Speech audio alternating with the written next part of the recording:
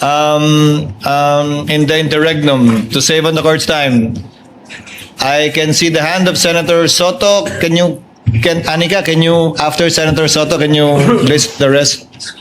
Chair recognizes Senator Judge Soto for his interjection. You may proceed, sir. You have 2 minutes. Thank you, Mr. Presiding Officer. It's actually just one question to Mr. Ortonio. And this is out of my curiosity. Earlier, you confirmed that all admin and finance matters dumadaan sa'yo. That's correct po, Your Honor. Also, you said that you were the head of HR in Davao, the LGU. That's correct po, Your Honor. Correct. In this regard, I'm sure you would know, what is the employment status of Colonel La Chica in the office of the Vice President? Colonel Lachica po is the group commander of the VP-SPG, and he is not an employee of the OVP, but he has an order coming from the AFP designating him as the group commander for the Vice Presidential Security and Protection Group. Therefore, designation. There You're is saying he is not employed. He does not have any employment status in the office of the Vice President. Yes po, Your Honor. Well, that's all I wanted to know, Mr. President. Thank you. Point well taken, Senator Judge Soto. Next to interject is Senator Erwin Tulfo. You may proceed, sir. You have 2 minutes. Thank you, Mr. Presiding Officer. Ginong Testigo, nabasa niyo po ba na mabuti at naintindihan ang nilalaman ng Joint Memorandum Circular, sir? Good morning, sir. Yes, Your Honor, I was able to read it, and based on my understanding, I was able to understand the contents of the JMC. Nung kayo po ay pinadalahan na ng Notice of Disallowance ng COA, nabasa niyo rin po ba kung bakit kayo po pinadalahan ng Notice of Disallowance? Kailangan niyo pong sagutin yung kanilang AOM.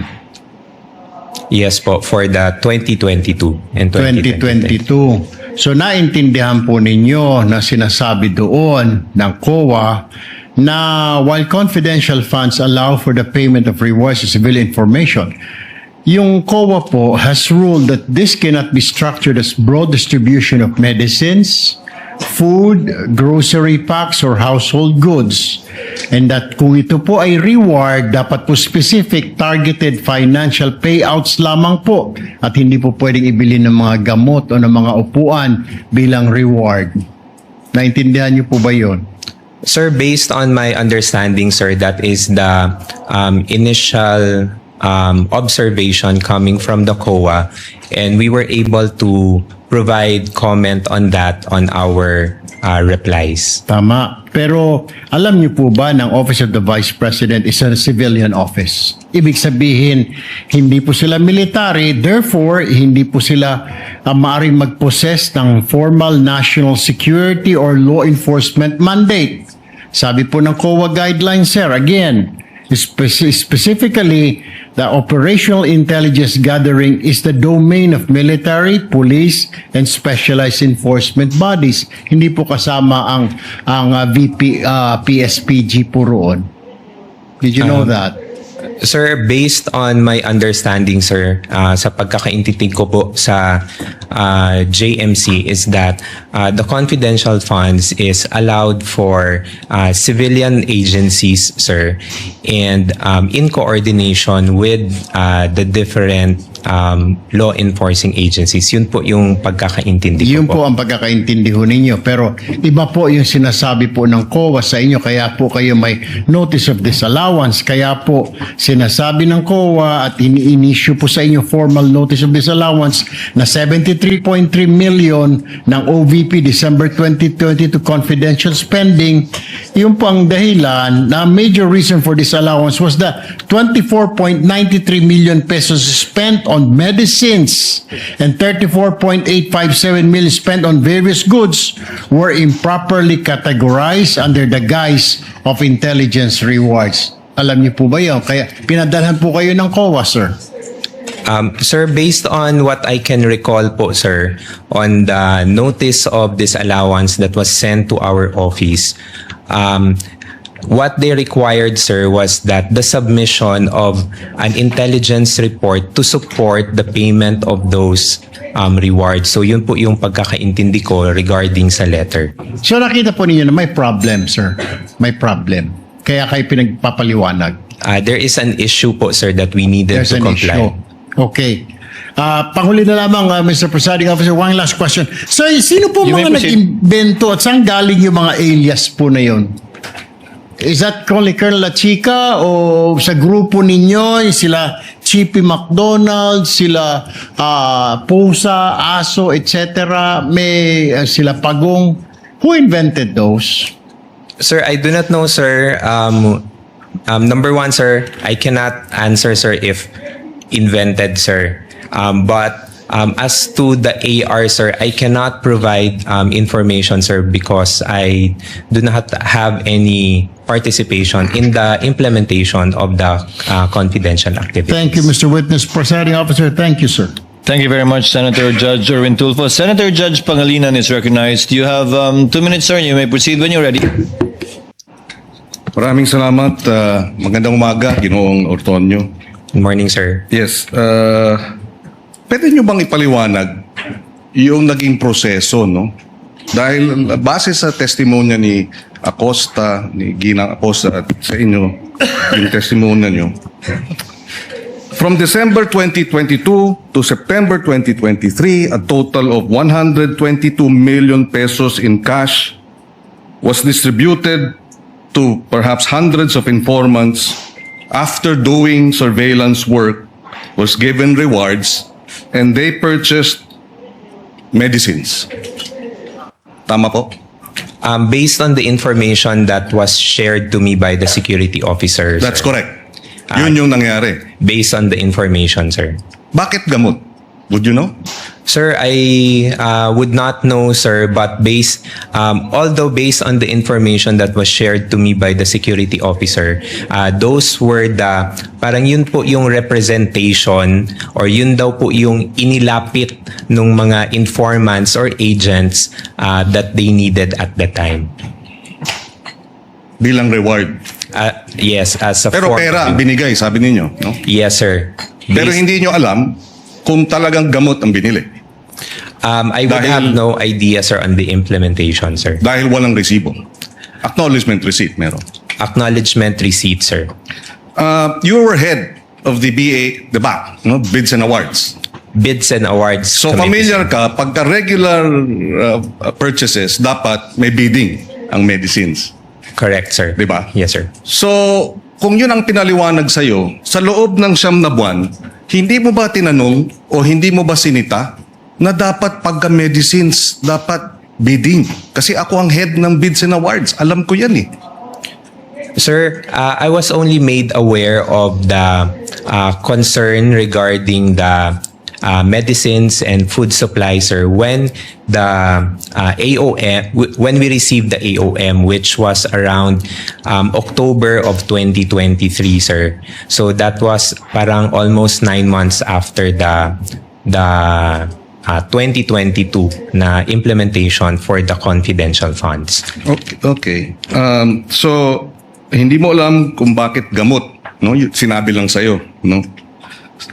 Pero bilang in charge ng financial services, yun na nga, hindi mo rin talaga alam kung yung 122 million ay gamot ang binili. For that purpose, sir, I would have no personal Yes. knowledge, sir. At sa usapin naman nung supplies, sabi, purchase of supplies. Anong supplies yun? Would you know? I do not know of, I'm not familiar, sir, kung ano po yung mga supplies na So ni-request. hindi mo po, rin sir. alam na yung 112 million pesos worth of goods. Anong goods yun? Again, sir, I would have no personal knowledge, sir, on the specifics of the supplies, sir. You know, you have 2 master's degrees. You're a graduate of Ateneo. Would you consider this usual? As far as sa pagkaka... I mean, now that you know, di ba sabi nga nila, hindsight, 2020. Vision is always 2020 in hindsight. So ganitong, para sa surveillance, binigyan ng gamot na 122 million, yung mga informant, sila na lang daw ang bibili ng gamot? Is this usual? In terms of using government funds? And Based- you being a BAC head? Based on my understanding po, sir, at saka sa pagkakaintindi ko po, sir, it went through the the process that is allowable by law. So It's usual for you. It's usual. That's just my question. Do you find this usual? And you say yes or no. So you find this process na medicines ang binibigay bilang reward sa mga informant pero hindi medicines, pera, sila bibili ng medicines, 122 million in a period of 9 months. For you, that's usual. kung sa pagkakaintindi ko po, sir, and based po sa understanding ko po sa JMC, sir, I would say so, sir. Okay. No further questions at this time, Mr. President. Thank you. With the permission of the next in line is Senator Judge Tulfo, but with your permission, Honorable Tulfo, thereafter, Senator Villanueva, the Senate President, Senator Rivera, Senator Lacson. The 10 minutes of Attorney May is up. Kayo po ay nag-reply sa AOM from COA for the check number 244027 dated 20 December 2022. Ano po yung proseso na ginagawa nyo once kayo po ay nakatanggap ng AOM or disallowance? Good morning, Your Honor. When we receive AOMs within the office, once we receive it, we inform of course, the Chief of Staff and of course also the head of agency of the AOM. We send them a copy for their information. Do you investigate? Once meron na pong instruction to kung sino po yung magko-conduct ng review, then that's the time po that we conduct a necessary review for Do you ask the reply. questions? Yes, sir, to the concerned na mga To the concerned. concerned na mga divisions. What questions do you ask, for example? Usually, sir, we ask point per point on what is Point per point, okay. point per point what is indicated in the AOM, so Yes. that we can also address the concerns point by point. Very good. Now, isa sa mga AOM ay observation ng COA, kulang sa mga dokumento, halimbawa, itong sinabi rito, 170,000 at marami to by the millions. 170,000 for the payment of reward, open and closed medicines. Did you not ask, ano ba talaga to? Anong klaseng medicine ang binili? Kasi ang pagkakalam ko, meron kayong pera from confidential funds, binigay nyo doon sa informant para siya nang bumili ng medisina. Yes, sir. Yun po Did you yung- ask kung anong medisina binili para sa medisina bibili nung informant, yung pera? When the time na nag-consult po ako with the security officer, sir, I did not ask anymore on the specifics, but I asked on paano po yung naging process nila in terms of noong pag-release ng funds for the informants or for the agents. Sir, you are a very highly educated person from prestigious schools. Come on, it doesn't make sense. It defies logic. Tatanungin mo dapat to protect Sarah kasi very close ka kay Sarah. Teka muna, anong klaseng mga medisina ang binili? Nasaan yung reseta? Kasi mali mo, baka namin hindi binili ng medisina, baka binili ng drugs, whatever, baka may nagbulsa ng pera. Dapat, yun kasi ang kailangan ng, COA, di ba? Resibo.